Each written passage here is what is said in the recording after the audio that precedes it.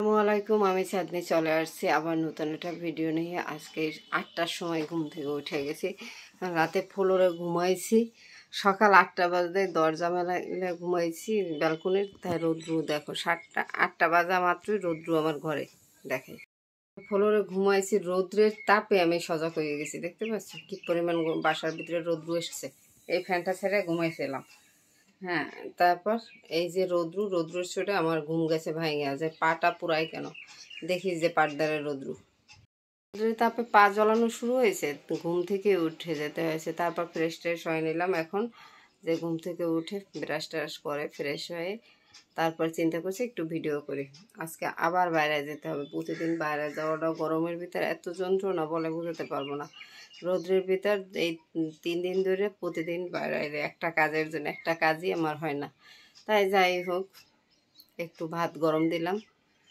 এত পরিমাণ গ্যাস বেড়ে গেছে নাকি জানি না, মানে শরীরটা মানে এত খারাপ, আর কিছু খেতে পারি না, খেলে বমি করে দিই। তাই চিন্তা করছি যে খালি পেটে থাকা যাবে না। এ পাশটা ভাত গরম দিছি একটু নরম করার জন্য। ভাতটা যেহেতু ফ্রিজে ছিল, ভাতটা শক্ত হয়ে গেছে, তাই গরম দিয়ে আসছি। নিয়েছিলাম ভাতটা মাখবো দেখে, এত পরিমাণ শক্ত, চিন্তা করছি ওটা খাইলে একালে মরে যাও।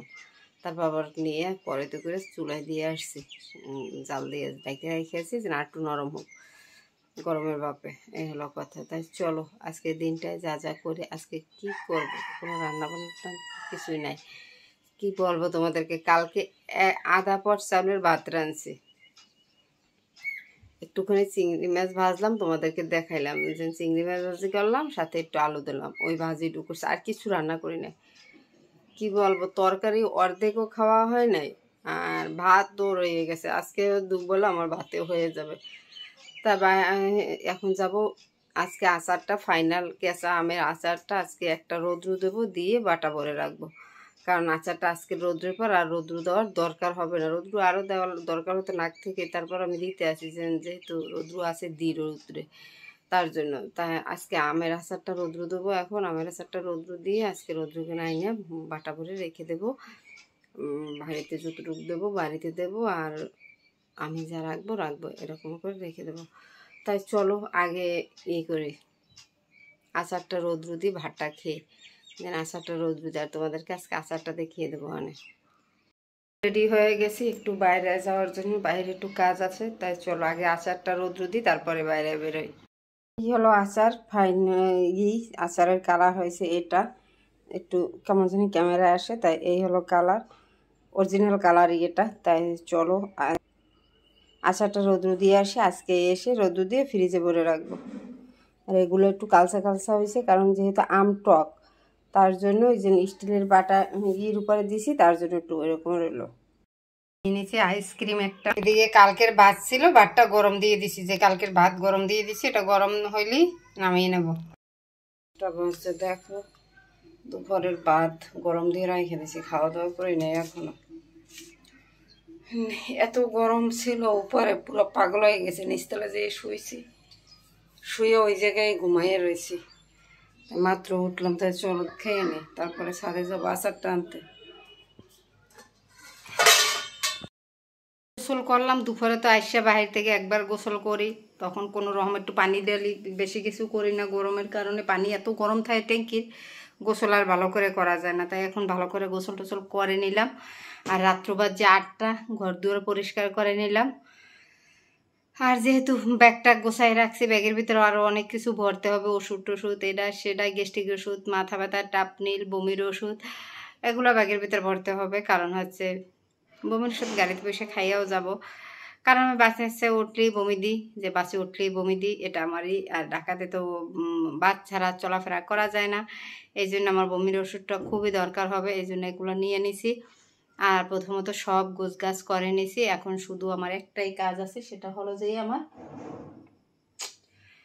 আলমারিটা খুলে ড্রেস বের করবার। আজকে কোনো রান্না বান্না করি নাই, কিচ্ছু করি নাই। কালকের তরকারি ছিল, ওই তরকারি দিয়ে ভাত খাইছি, 5টার সময় খাইলাম, তোমাদেরকে দেখাইলাম। ওটা কালকের তরকারি ছিল, এই চিংড়ি মাছ ভাজা আর আলু ভাজা, ওটা দিয়েই খেয়ে নিছি। আজকে রাত্র যে ভাত, যে কটা ভাত দেখাইছি ওই কটা দেখুন আবার অর্ধেক রয়ে গেছে, ওটা দিয়ে রাতে হয়ে যাবে। হ্যাঁ, তা ওইটাই খাবো।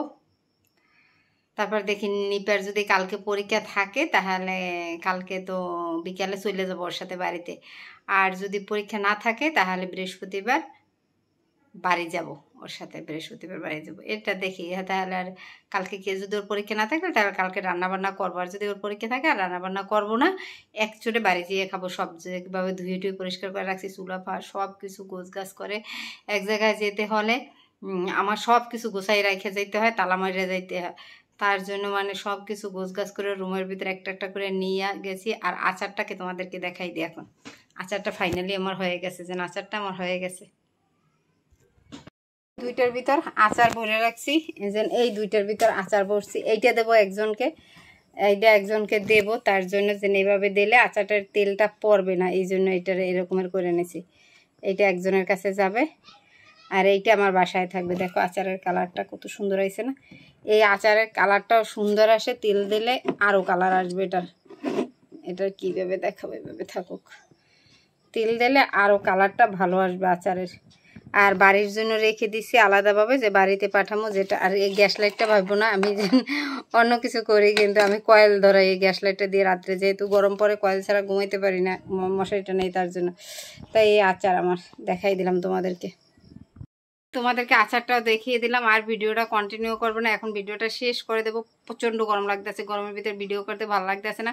আমার ভিডিওটা যদি মোটেই ভালো লাগে থাকে কোথায় তোমাদের, যদি আমাকে ভালো লাগে তাহলে নিশ্চয়ই চ্যানেলটাকে সাবস্ক্রাইব করে দেবে, লাইক করে দেবে, কমেন্ট করে দেবে, বেল বাটনটা অবশ্যই অন করে দেবে প্রতিদিনের ভিডিওর নোটিফিকেশন পাওয়ার জন্য।